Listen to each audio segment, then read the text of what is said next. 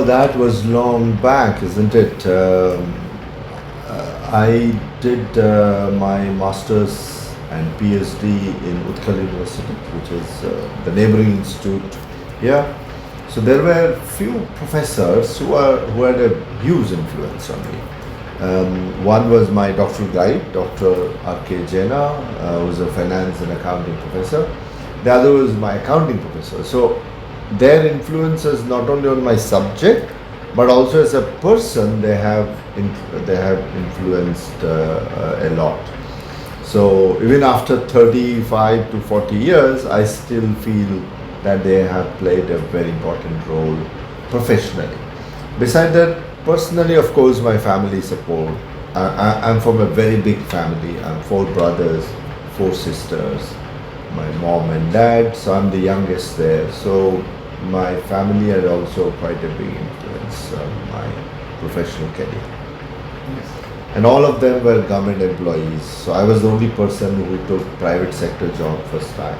So in that way, I attribute, I feel that a lot of learning happened at family and my university. College level, not much, but at the university level, I could see a huge contribution of some of my professors. So at the post-graduation level? Yes, yeah, post-grad. I did my MCom, I did my MPhil and PhD in Utkal. So I spent a lot of time with these few professors. So I feel that not directly, not that they had taught me like that, but then my spending time with them had some influence on me. And when I came back to XIMB, when I joined XIMB, I don't know whether you are aware, 35 years back, ours is a very small institute. No? So the interrelationship among the faculty was humongous. We used to spend a lot of time. So my early days colleagues like Banikant Mishra, Indranil Chakravarti, Uday Damodaran, Suma Damodaran, they were fantastic. Govind Rajan. So because I was still a student of doctoral and they were already finished their PhDs and fellowship from IIMs, from management education point of view, tremendous influence and learning by this cohort of 7 professors of XIMB. Professor Govind Rajan, Gopal Naik, V. Gopal, all of them. I was very young and I learned a lot about business school education from most of them.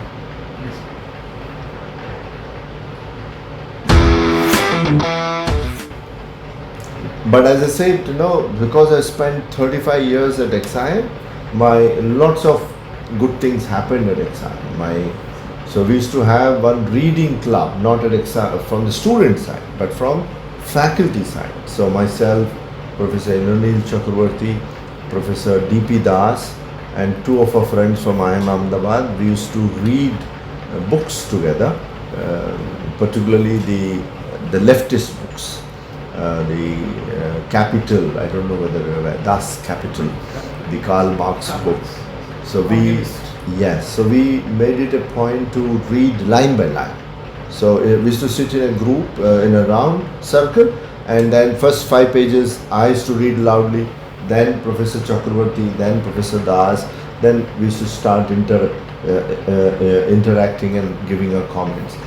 So that has contributed my own understanding about the left literature and also made me to understand these people. In fact, Professor D.P. Das was my first batch student. He became my colleague and then my friend. So my first batch topper becoming a very close friend, then becoming more like my advisor. I don't know anybody will have like people like that. So still now DP is retired now, is a farmer now, and is a farmer, is retired from corporate life and XIMB life, but every maybe fortnight we have a telephonic conversation. So it's a student come friend come advisor. So that is one thing which is a great contribution from XIMB. I'm not a student of XIMB, and I did not do studies at XIMB, but then various people of XIMB have actually contributed my life in a way. So which will also come up in my conversation. Okay, most of my conversations and people, incidents will be around XIMB only. Okay, you may be knowing that most of my time I'm in this cubicle. Yes.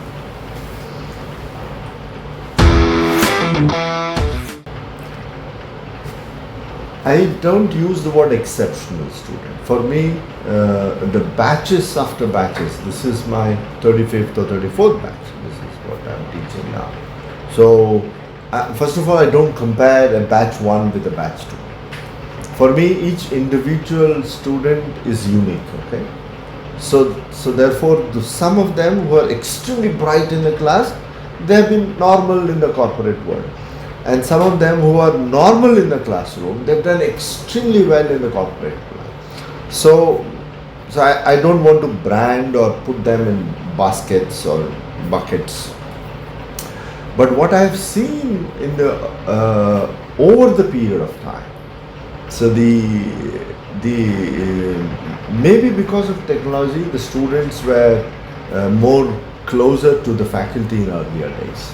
We used to spend time like this, you know. People used to walk into my office and used to spend time, talk to them. Used to go to the X-Cafe and spend time there. That is why even today, my first batch, second batch students' conversation happens over telephones or Zooms and all. But having said that, there is some commonality in all. See, all of them, you have to accept, I have to accept that all of them come to business school for a decent job, no doubt about it. They don't come here for a PhD, isn't it? So when they come here, they know there is a placement there. So there is a possibility that some amount of transaction-based education happens there. You know, I will be closer to these people, closer to that committee. I will be part of the committee because that will be good on my placement. But otherwise, in any batch, there were some fantastic human beings and who contributed a lot in the classroom and outside. So I don't want to pinpoint one or two, but there were many such. As I said, as you rightly mentioned, thousands of students, thousands.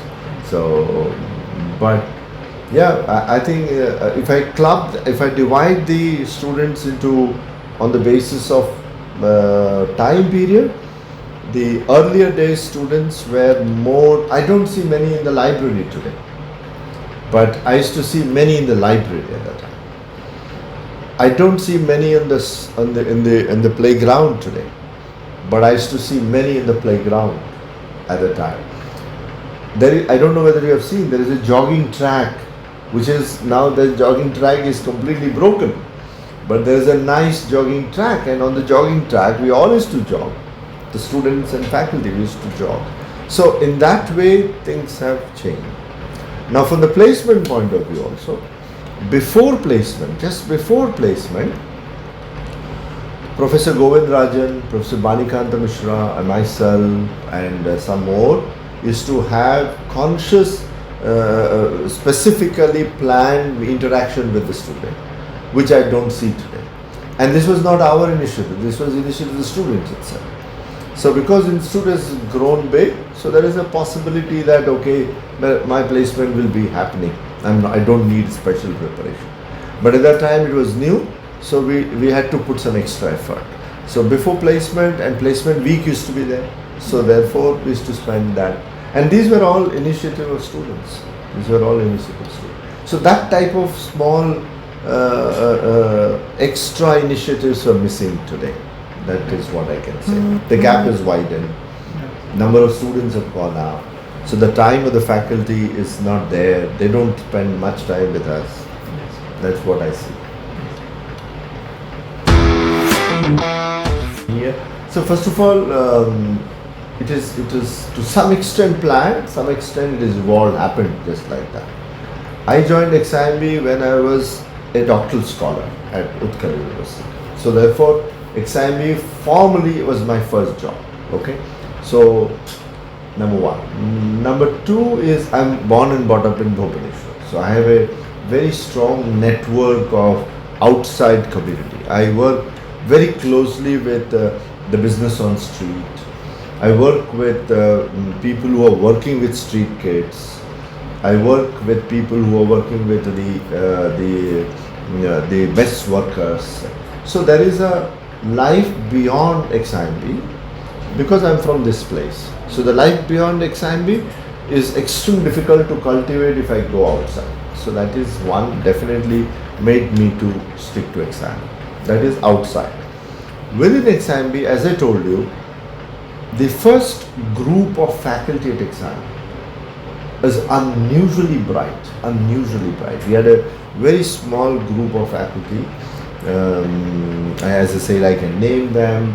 Lata, Suma, Govind, Gopal, Gopal Naik, V. Gopal, Bani, Indonil. They were, each one is an institution by itself. Okay, so at that time I thought definitely I have to spend more time to be a better person, better professional by interacting with them. I used to attend their classes. They used to attend our classes. So that is for the earlier part. And the second was, of course, the management. Jesuits, some of the best Jesuits of the country were at XIMB. Father D'Souza was a Padma Shri, the creator of XIMB, who was a visionary.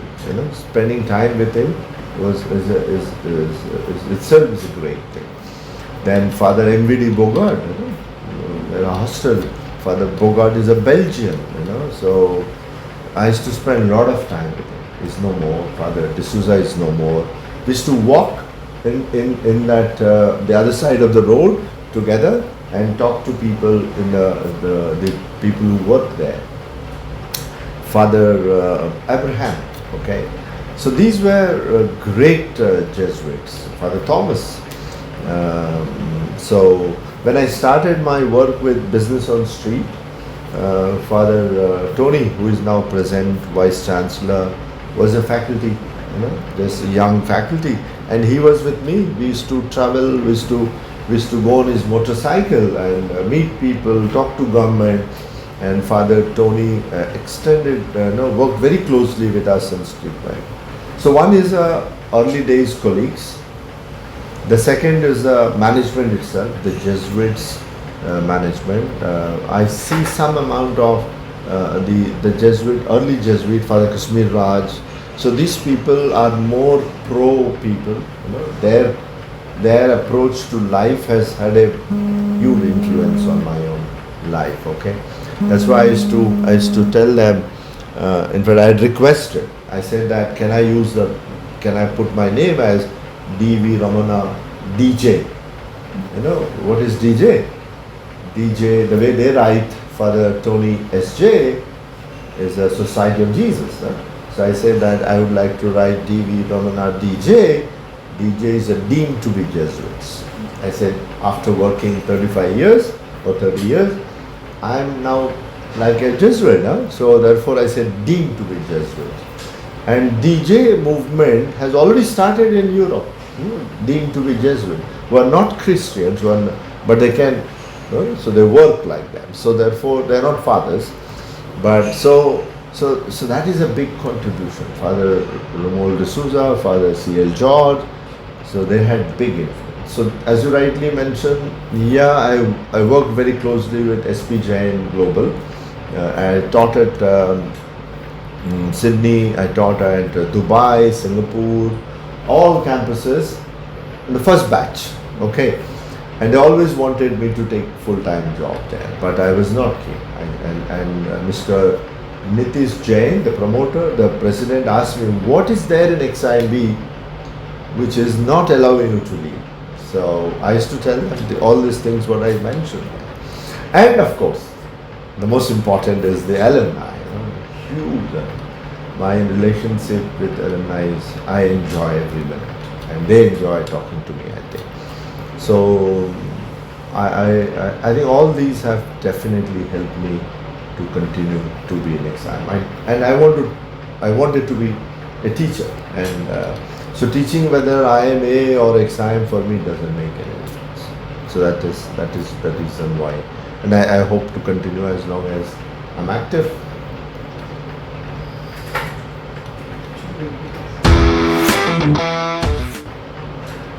Legacy. So I think this time when the BES happened, so BES coordinator, GSEC or somebody said, so how would you like us to introduce you? Okay. So because normally what they do is they download from your website and all. So I said, you don't have to say anything. All that I would like you to introduce me is a professor of accounting at XIMB. That's all. The rest of the things are the derivatives of that. No? So I would like to be known as a teacher only. I don't want to have any other, because whatever I am is only because of my teaching in that classroom. So somebody asked me a few months back, or for Alumni Connect or something, that what is actually making you to sustain this, year after year you teach. So when I go to the classroom, teach for 90 minutes and come back to my room, pick up my cup of coffee and sit down here, that moment of satisfaction, I don't think I can put it in any number. It's not possible. So therefore, that small interaction of 1.5 hours in a day, sometime in weeks, is more than enough for me to create my own identity. So therefore, for me, I don't want to leave any other legacy except that, okay, Ramana sir was a good teacher. So that's all, nothing else. And touch the lives of so many youngsters, young boys and girls. Okay.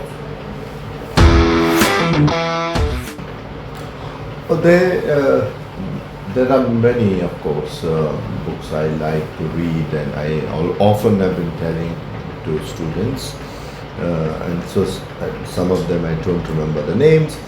One from the doctoral studies point of view, which I found quite meaningful, but for any student, and a master level student. So that book was also introduced to me by one of our younger colleagues who was a professor here, who was a student here, became professor, Jeevan Arakkal is now with TAPMI. So Jeevan is a marketing professor, he's a good friend of mine now. Then he became a good friend of mine. So there are several such situations. So several students of mine become my colleagues and become friends. So Jeevan is one such person. So one book which is recommended in this type of conversation is a Gang Leader for a Day. Gang Leader for a Day. I used to recommend that for almost every doctoral meetings that I go. Gang Leader for a Day is a very is not accounting, is not finance, is actually sociology. So this person, I'm forgetting that author's name. So that captures his journey as a doctoral scholar, and he talked about. It was a University of Columbia doing his doctoral studies. So the professors on the first day said, don't get into the other side of the road, okay? And other side of the road, he said, why is that? So after the class, he actually went to the other side. And that was the black people, drug addicts, drug dealers, prostitutes, okay? So he said, as a sociologist, research scholar, how can I ignore them? So he started spending time there more than the library. Then his entire PhD was on that. And then he became a part of that gang. So, and he became the leader of that. So Gang Leader for a Day has come from that. So that is one book, because that talks about, it is not necessary at higher education level, PG level, doctoral level, to draw a line between the real life and education. You can immerse, you can embed yourself in real life and learning happens. Sudhir Venkatesh, Professor Sudhir Venkatesh. Then after that, Sudhir Venkatesh's other books, though this is the book which has influenced me. So my work with street vendors is also because of that. I was doing, but then after reading this book, I said, oh, that's very good. Now whatever I'm doing is also meaningful. Otherwise I was shy. I was not keen to say I'm working with street vendors. But then I saw, wonderful, this is exactly the learning. So whatever I teach in business school, classroom, is I see in the street vending. Okay, and Sudhir Venkatesh has done research on it. So the next book of his, when he shifted to New York, is a floating city. And floating city is more difficult because there he observed part of the prostitute world of New York. And that was a tough book, very tough. So you see the journey of a professor, researcher and a writer. So he used to spend time in the red light area to understand.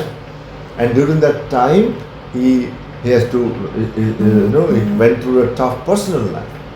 So now you may ask, why are these books influenced? How did they influence and why do you want to recommend? I recommend because, as I say, the reality itself is a textbook for us. You can convert a reality into the textbook, but the reality itself is a textbook. So wherever he went, he converted that as a part of his research work. That is, so whether you're a doctoral scholar or an MBA student, doesn't matter. So you go out, there is everything that you want to use is there. That is one. The second one is, which I mentioned in my talk, I think, is a democratic corporation, Russell Ackoff, which is there in a library, which talks about the evolving nature of organization, which is a bit more managerial. He raised more questions for MBA students. Then recreating future corporates. Again, Russell Ackoff. So Russell Ackoff as an author has definitely contributed as a management. Sudhir Venkatesh as a researcher, as a person. And I read poems, so therefore Khalil Gibran is always my favorite. So I've been reading his poems on and off. That's a way. So every person should find his or her own, but I found some meaning in this, besides several other books. When the corporations rule the world. When the corporations rule the world is by Robert Cotton, and that book was introduced to me by Professor Indranil Chakravarti to see corporations in a different way, how corporations control the economies and how they dominate the world. So these are the books which I find relevant to talk about with you. Okay. And we are Message is enjoy, of course. Learn. You come here for learning for the present batch. So one thing is important, which I observed, and I think if that X factor is there, on the basis of Ellen's observation, I want to give it to the present. I've seen, independent of classroom performance, if a person is sincere and hardworking and clarity is there, the person has really emerged and done extremely well in the real world. Okay. So therefore, for the present, don't see. So suppose you want to see Ravi now, who is the CEO. Don't see Ravi now, but see Ravi's journey. Okay. Don't see DP the farmer now, but see DP's journey in the last 35 years back at XIMB.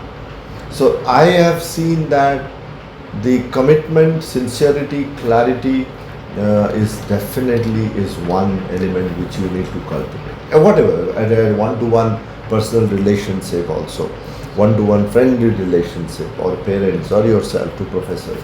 If that is there, marks and all is not so important. Okay, that's wonderful. Thank you very much. It was wonderful talking to you. Okay.